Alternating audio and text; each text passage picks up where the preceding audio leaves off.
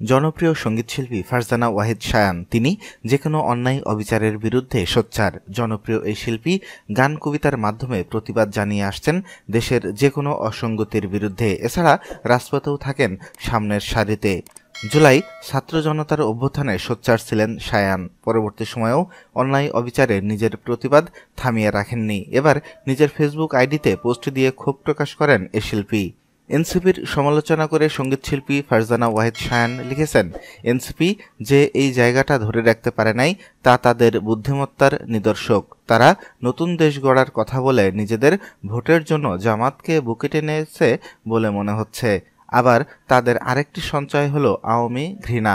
আজকে দেশে অনেক অন্যায় ঘটছে, তাদের সেসবে হেলদোল নেই, কিন্তু জামাত আর আলবদরকে ভালোবাসায় তারা আগুয়ান। ধন্যবাদ এই স্বচ্ছতার জন্য।